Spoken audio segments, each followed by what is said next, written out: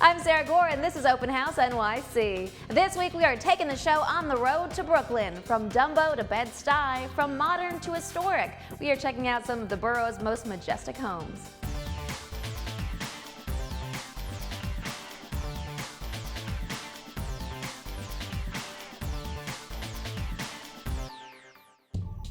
Brooklyn, the County of Kings. It's not just New York's most populous borough, but it is also arguably its most innovative. Not only is it a pop culture fixture, but it's also become a true tourist destination. Everyone, it seems, has Brooklyn on the brain. Well, today we are showing you the new and the old. Together, they prove Brooklyn is not just a place, it's a state of mind. Right now, I'm coming to you from a modern townhouse in Dumbo. This home is all about the views, and the floor-to-ceiling windows were designed to take full advantage of this. Everything inside is custom, from the dramatic open staircase to the gourmet kitchen. And what tops off this stunning home is the private outdoor space, including a garden and a wraparound roof deck with incredible views of the Manhattan Bridge. Now let's get started just a few blocks from here on Water Street. We are taking you inside 4 stories of exquisite living. This modern home includes a garage, a back garden, and a private roof deck drenched in sun and with views of the Manhattan Bridge, East River, and the city skyline. Now there are 4 bedrooms, 3 full baths, a full floor master suite, and so much more. Take a look. Hi, I'm Roberta. And I'm David. Welcome to our home in Brooklyn. This building behind us, with its strikingly modernist architecture, is quite unique. You may think it's an apartment building, but in actuality, it's 5 separate townhouses. We have so much to show you, so come on in. This house has over 3,000 square feet, 4 bedrooms, 3 bathrooms, 3 unique terraces, and its own garage with revolving turntable.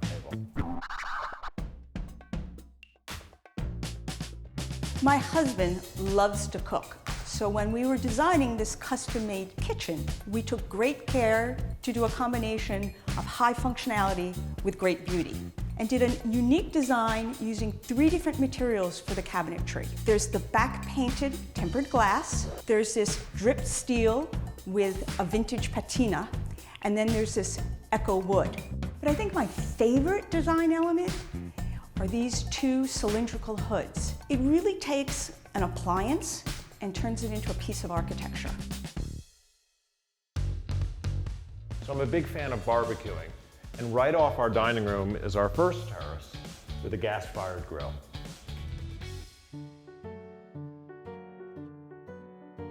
So after one of my husband's beautifully prepared meals, we like to come here in the living room to relax, generally with a glass of wine and a warm fire.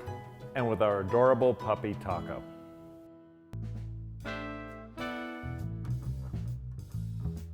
Welcome to the master suite. We love the fact that the master suite takes up an entire floor.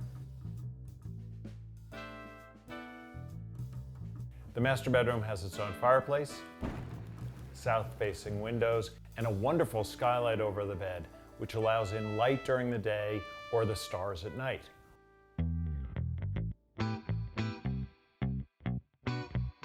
I love to garden, so these 2 private rooftop terraces are very special to me.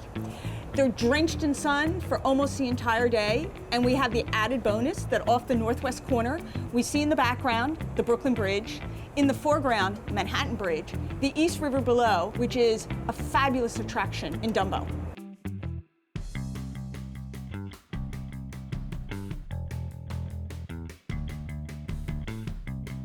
Well, it doesn't get much more New York than this. So it's a good place to end the tour. Thank you for joining us. Up next, we are heading to the Brooklyn Heights home of one of the most innovative architects working today. We'll be right back.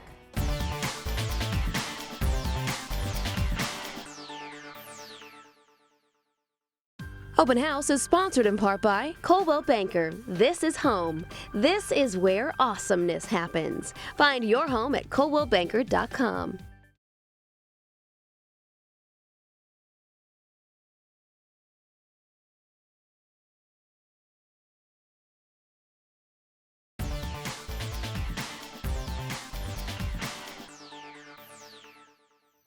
Welcome back to Open House NYC. Today we are all about Brooklyn living. Now we're taking you to the waterfront loft of Winka Doubledome, one of the leading figures of modern architecture today, and the founder of Architectonics. The firm is known for going against the grain, for creating unique, innovative, and sustainable designs that always surprise.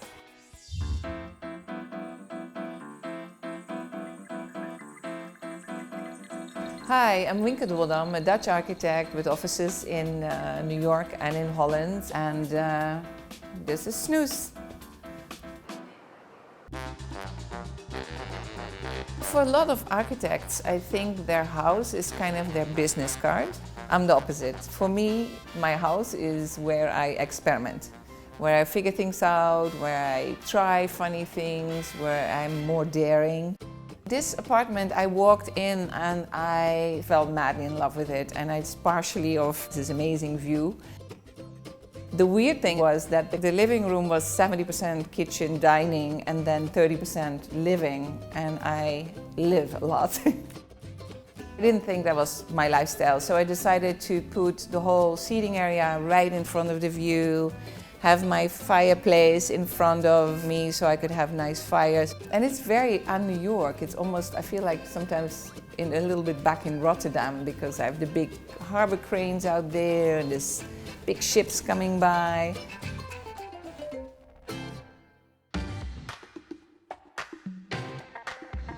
And I'm really happy that now the kitchen is kind of this very fluid, very integrated element that it combines carbon fiber with the yellow glass counter.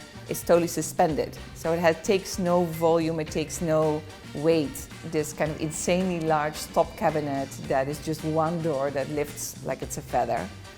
And I decided to put the fridge as a long band in one wall and then hide all the ovens and the microwaves as a long band in another wall. So it's a bit atypical, and that comes back to the architect being an experiment for themselves.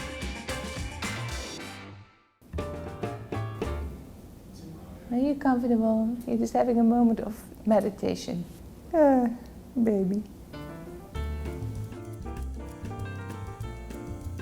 And for the living room, I chose a lot of Moroso pieces that are, I guess they're again sort of suspended and floating. I think that all of them are kind of little characters in a way. They have their own idiosyncrasies and strange behavior, stripes with ear flaps. And I started to get a little bit away from black with this carpet, where I added colors and the purple table. So I tend to not believe so much in style, but much more in character and identity.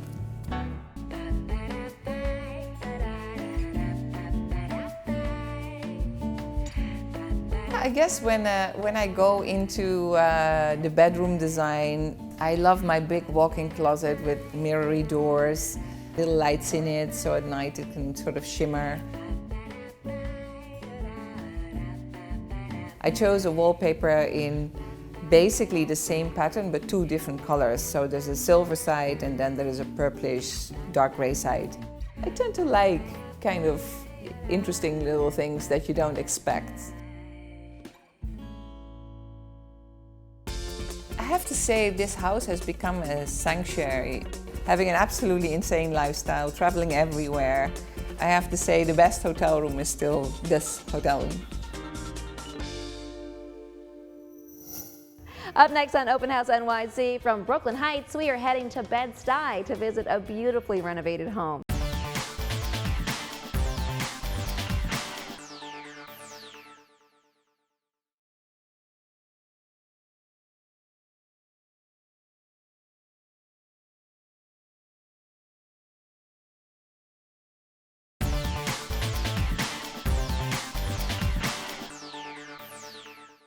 Welcome back to Open House NYC. Next, we're taking you inside a fully renovated 1889 Victorian brownstone in Bedford Stuyvesant.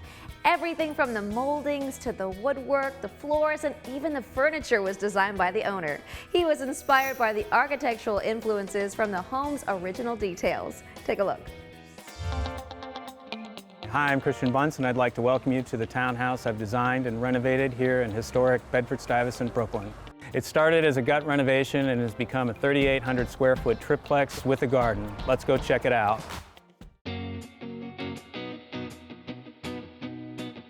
An amazing feature of the entry is the drama of its vertical proportions. But I wanted to enhance this drama by finishing all the woodwork with a super high gloss hand brush black European oil paint.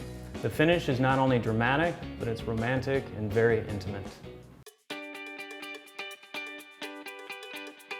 As we enter the living room, I'm reminded of the first time I had the opportunity to see this house and how big it felt. The living room is where you can also clearly see my design concept of pairing traditional architecture, molding, flooring, and doors with beautifully crafted modern furniture. In fact, I am a furniture designer, and all the furniture throughout the house was designed by KGBL and specifically proportioned and tailored for this house. Now, we all know the kitchen is the room where everyone wants to hang out, and this kitchen was created with that in mind. It has custom designed walnut and lacquer cabinets with honed granite countertops. All of the appliances are integrated into the cabinetry for a streamlined, minimal effect. And check out the hand detail on the cabinet doors. But my favorite detail is the custom-made walnut butcher block countertop. Definitely old school.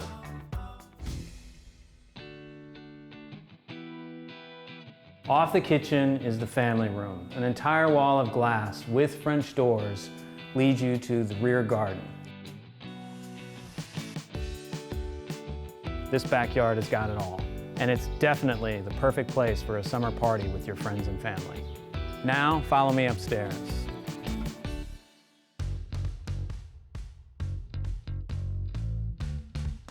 This entire second floor was conceived of as the ideal master suite. This is your own private sanctuary to get away from everything. The layout is calm and uncluttered, featuring a king-size Claro walnut bed.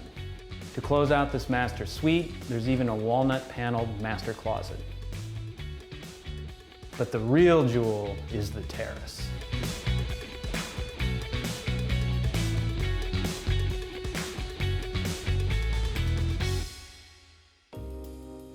This was a real passion project for me where I could explore my design aesthetic. The result is one that reinvents the classic Brooklyn brownstone into a modern, dramatic, yet warm home. Thanks for stopping by. From the new to the classic, next we visit a rare find, a home with some of the most well-preserved original details we have ever seen on this show.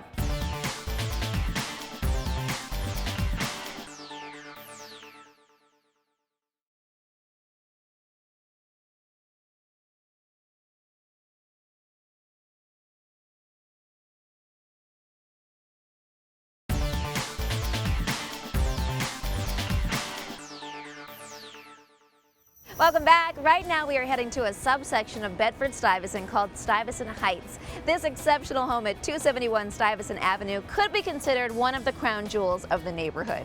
Every single floor of this four-story home is a testament to the rich architecture of its era. Inside you'll find carefully preserved original details throughout. Take a look.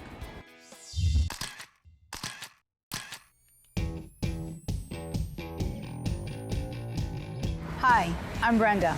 Welcome to Bedford Stuyvesant, one of the most architecturally interesting neighborhoods in New York City.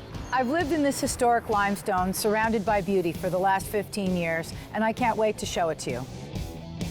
One of the first things I noticed when we came to look at this house was the beautiful patina on the doorknobs. And then I looked up and saw the face of this beautiful woman, and I knew that she would watch over us if we lived here.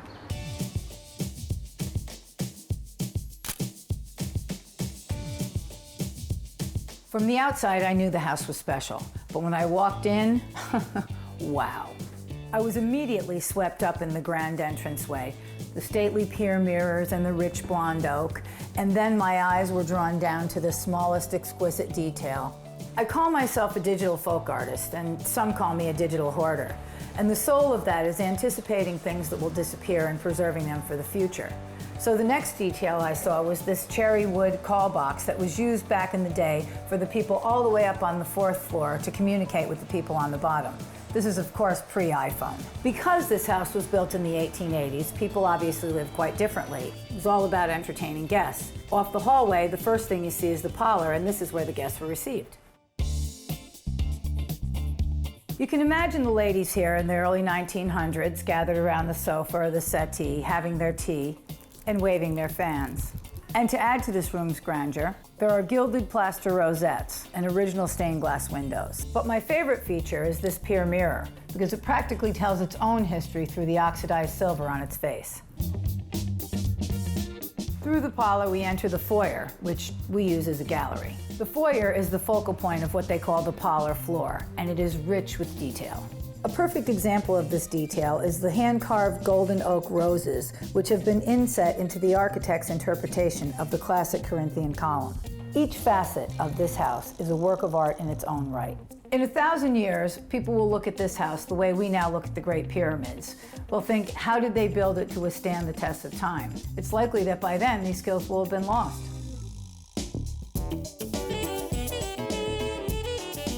The master bedroom. For me, the greatest privilege of living in this house is waking up every day surrounded by this beauty. The first thing I see when I wake up in the morning is a bay of large windows that flood the room with light. Then I look across the room to one of 10 stately fireplaces. This one is oak and adorned with beveled glass and black wrought iron. In many ways, the artistry of this house has fueled my own creative longevity. We tend to open things up more for modern living. However, one of the defining characteristics of the brownstone is the master bedroom and its adjoining sitting room. In the early 1900s, the master of the house and his wife would each pass through a set of vanity sinks from their own bedroom into their own private sitting area. The sitting room, of course, is for sitting, but we use it as a family room, and I've filled it with photos of my son and the great memories we've had in this house. I really consider having been part of this building's history more in the role of stewardship than ownership, and I hope that the next people who pass through feel the same way. Thank you so much for allowing me to share it with you. Stick around. Next, we are visiting an historic estate in Prospect Park.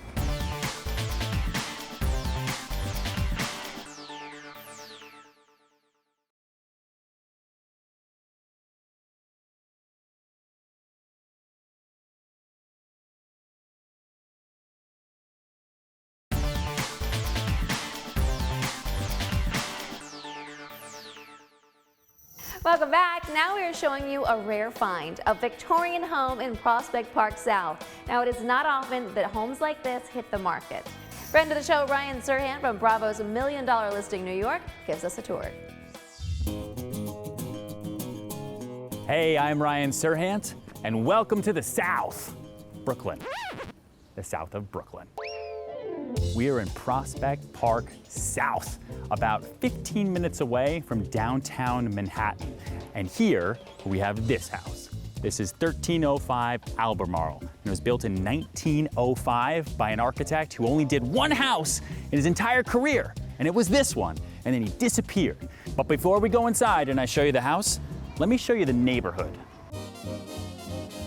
This does not look like Brooklyn, because what we're looking at right now is a marketing device invented in around 1900 by the original developer of the Prospect South neighborhood. They said, I wonder how we're gonna get people to come to this part of Brooklyn and pay more money than anywhere else. So while all the other roads in Brooklyn were still dirt, they paved the roads.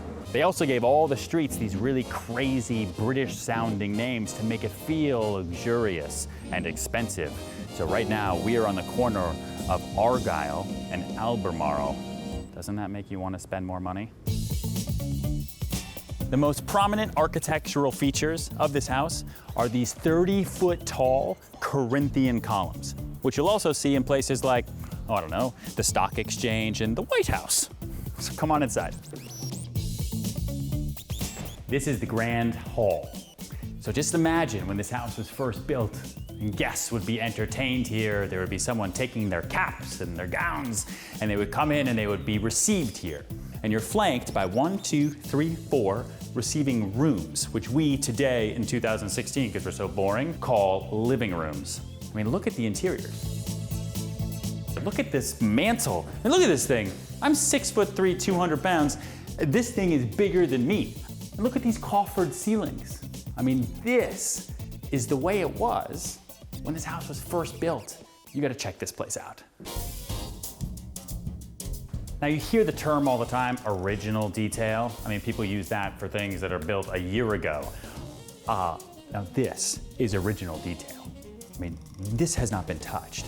And then you've got tons of windows in this house, and every window is different. Every room has a different type of window. And look at this built-in. This is where all the silverware would be. Everything would be laid out here. Maybe you get your drink here, and once you're done with dinner, maybe you get a cigar out on the porch, or you go into this receiving room over here, and you talk about politics. And then the women would go to the other side to talk about things. Now, this house is huge. It's over 10,100 square feet with 10 bedrooms. Bedrooms, that's not including all of the rooms. And there's one in particular that I need to show you upstairs because it's gonna blow your mind. Come on. And now, we're on the 3rd floor, which is where, ballroom. This is a ballroom on top of the house. I sell a lot of houses. This might be my favorite.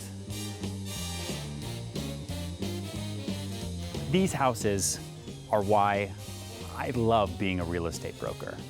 So I hope you enjoyed seeing the house just as much as I did showing it to you. Thanks for coming along. That's all for now. We hope you've been inspired by today's show. If you know about a unique house we should tour, or you want to share your decor hacks with us, just find us on Twitter, Instagram, or Facebook at Open House TV. Thanks for stopping in, and I'll see you next week.